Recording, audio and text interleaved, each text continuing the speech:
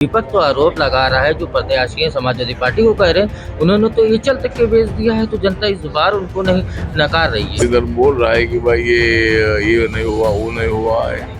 उनके कार्यकाल में तो कुछ भी नहीं होता था। मुझे लगता है कि उत्तर प्रदेश में भाजपा और एनडीए कम से कम 75 से लेकर 80 तक सीटें जीतेगा, ऐसा हमको विश्वास है। केंद्रीय मंत्री रामदास अठावले आज लखनऊ आए हैं। लखनऊ को 2 लोकसभा में समर्थन करने के लिए लखनऊ पहुंचे। सर, आप लखनऊ आए हैं और राजनाथ सिंह को और कौशल किशोर को समर्थन करने के लिए आए हैं, क्या कहेंगे? तो मतलब यहाँ माननीय राजनाथ सिंह जी देश के रक्षा मंत्री है, वो सीनियर नेता भी है बीजेपी के, और वो हमारे अच्छे मित्र भी है। तो जब जब लोकसभा का चुनाव आता है तो मैं 2014 में 2019 में भी मतलब राजनाथ सिंह जी के प्रचार में आया था।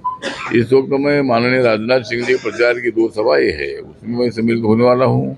और उसके साथ साथ जो मोहनलालगंज से चुनाव लड़ने वाले जो हमारे कौशल किशोर जी है, उनके प्रचार में मैं जाने वाला हूँ, और वो हमारे समाज से आते हैं। सर, तो आपने प्रेस कॉन्फ्रेंस की। प्रेस कॉन्फ्रेंस में मोदी सरकार, योगी सरकार की कई योजनाएं गिनाई, लेकिन अगर बीजेपी सरकार ने काम किया है तो मंगल सूत्र पे और मुसलमान के आरक्षण की बात क्यों आ रही है? विकास की बातें क्यों चुनाव में नहीं हो रही है? मुझे लगता है भाई विकास की तो बातें तो हम कर ही रहे हैं। देश मोदी जी ने जिस तरह विकास को आगे बढ़ाने का वादा किया है, 2047 तक देश को बहुत बड़ी ऊंचाई तक ले जाने का एक विजन उनका है, और देश विकास की दिशा से आगे जा ही रहा है। लेकिन अभी विपक्षी दलों के माध्यम से अलग अलग मुद्दे उठाए जाते हैं, उसको उत्तर देने का काम मतलब करने की आवश्यकता है। इसीलिए मतलब बीजेपी के नेता माननीय नरेंद्र मोदी जी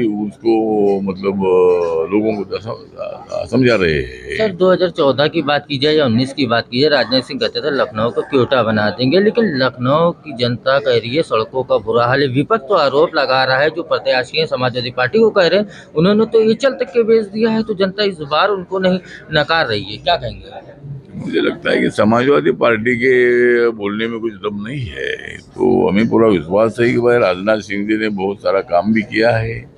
जो कोई रोड का काम बचा होगा जरूर वो भविष्य में वो भी काम हो जाएगा। लेकिन जिस तरह मतलब विपक्षी दल बोल रहा है कि भाई ये नहीं हुआ, वो नहीं हुआ है। उनके कार्यकाल में तो कुछ भी नहीं होता था। माननीय अखिलेश यादव जी मुख्यमंत्री कई साल तक रहे, उनके कार्यकाल में भी ये काम नहीं हुए, लेकिन अभी ये काफी काम हो रहे हैं।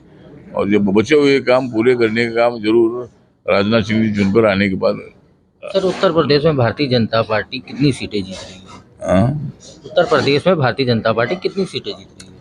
मुझे लगता है कि उत्तर प्रदेश में भाजपा और एनडीए कम से कम 75 से लेकर 80 तक सीटें जीतेगा, ऐसा हमको विश्वास है। क्योंकि 2014 में 73 सीटें चुनकर आई थी, और 2019 में 64 सीटें चुनकर आई थी एनडीए की।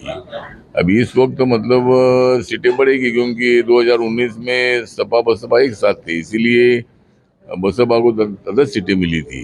लेकिन इस वक्त मतलब वो सीटें माइनस हो जाएगी, और बीजेपी की सीट बढ़ेगी, तो 75 से लेकर 80 तक हमारी सीट चुनकर आ सकती है। Thank you sir. ये था हमारे साथ केंद्रीय मंत्री रामदास अठावले, जिनका साफ तौर से कहना था कि लखनऊ समेत उत्तर प्रदेश की भारतीय जनता पार्टी 75-80 सीटें जीतने जा रही दावा कर रहे हैं। लेकिन अभी देखने वाली बात होगी, नतीजे 4 जून को सामने आएंगे कि भारतीय जनता पार्टी कितनी सीटें भी जीती।